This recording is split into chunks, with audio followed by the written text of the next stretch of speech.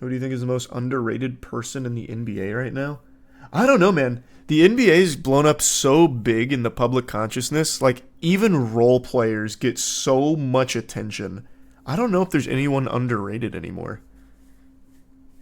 Like, legitimately, even just like classic role players that would have just fell into like the wayside 10 years ago now have like whole Twitter fan clubs based around them. The NBA is the best drama on TV. I love it actually. There's a lot of people that don't like the current NBA culture on Twitter. I fucking love it. I love seeing people super excited about it and the constant like bad takes. Like it's actually super fun. And I also love God, what is the Twitter account? Is it the one about just making montages of every brick? Usually usually some pretty fire stuff. Like I don't know, it's great. I actually quite like it. Now I have to check out the cheese ball, man. I'll look at that in a sec.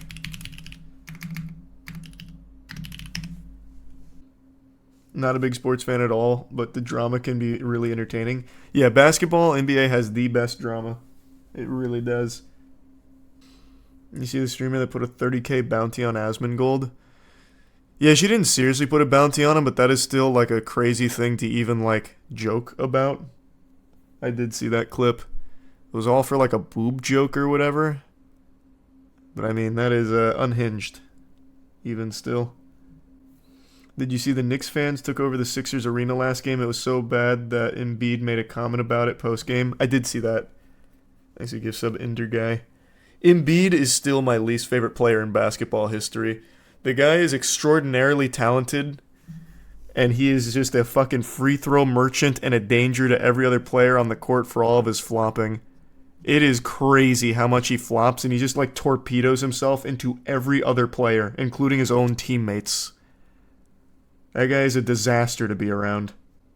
And I hate him whining for fouls every single fucking possession that he touches the ball. It's such a shame because he is super talented, but man, that sucks to watch. Yeah, I made a whole video on the Fallout show. I actually liked it. I thought it was really good.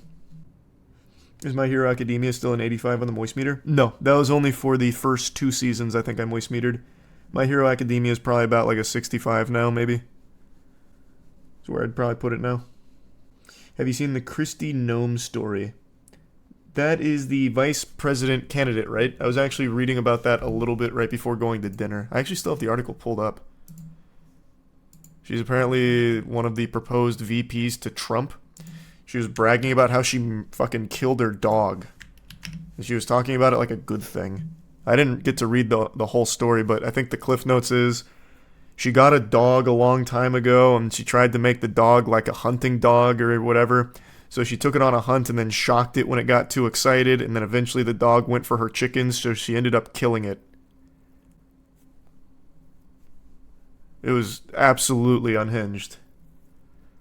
And now she's getting blasted by everybody, rightfully so. Oh yeah, she's the governor of South Dakota. She herself posted this, by the way, as a good thing. Her decision to kill various family farm animals, including a 14-month-old puppy named Cricket and a goat. I can understand why some people are upset about a 20-year-old story of Cricket, one of the working dogs on the ranch. Whether running the ranch or in politics, I have never passed on my responsibilities to anyone else to handle, even if it's hard and painful. I followed the law and was being a responsible parent, dog owner, and neighbor. No, you weren't. You legitimately were not. She was trying to make it like I do the hard stuff. I'm not afraid to get my hands dirty. I make the decisions others are too much of a pussy to make. I killed my own dog. But she failed to calculate that no matter where you land on the political spectrum, everybody loves dogs and you unjustly killed your fucking puppy. Vote for me and I'll kill your dog too. Yeah, basically. In both instances, she stood by her decision to put down the animals, saying Cricket had an aggressive personality and the goat was nasty and mean. Bulletproof defense. That's watertight. Cool. Where's the whole story? Because I saw little bits and pieces of it. It was something super ridiculous. Like, she was actively training the dog to be a hunting dog. And then the second the dog starts to do exactly what she trained it to do, she kills it. Let me find it. So it was from her soon-to-be-released book, No Going Back, The Truth on What's Wrong with Politics and How We Move Forward in America. That is way too long of a title. Why not just call it No Going Back? Then it makes it sound like a Steven Seagal film at the very least. This is just ridiculously long. Fucking Harry Potter books aren't that long. Thanks, Resub, Sinso, and Guns. The tale was included to show her willingness to do anything difficult, messy, and ugly if it has to be done. Yeah, because you have to put down your 14-month-old puppy. Yeah, you have to just shoot it. But backlash was swift against her. Just a month ago, drew attention for promoting and I don't know what this is. Cosmetic dental surgery. She writes that she took Cricket on a hunting trip with older dogs in hopes of calming down the wild puppy. Instead, Cricket chased the pheasants while having the time of her life. As a dog would. So I guess it wasn't to make it a hunting dog, it was to calm it down? What? Why would you take it on a hunting trip to calm down your dog? That's like the exact opposite of what would make a dog calm. On the way home from the hunting trip, she writes that they stopped to talk to family. Cricket got out of the truck and killed some of the family's chickens, then bit the governor.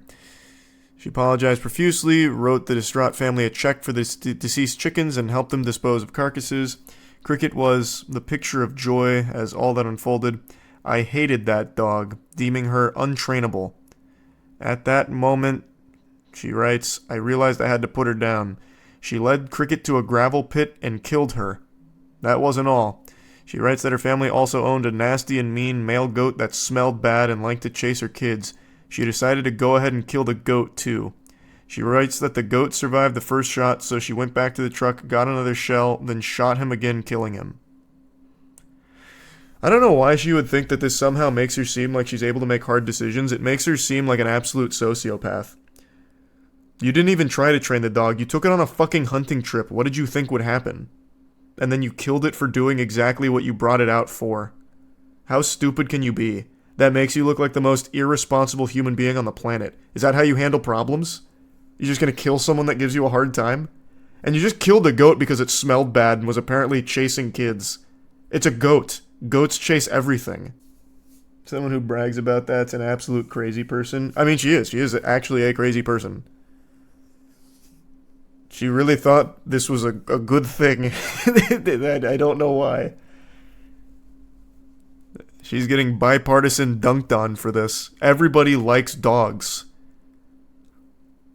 And I like how she always talks about how happy the dog was right before she fucking shot it. It's like something she took pleasure in, killing it while it was happy.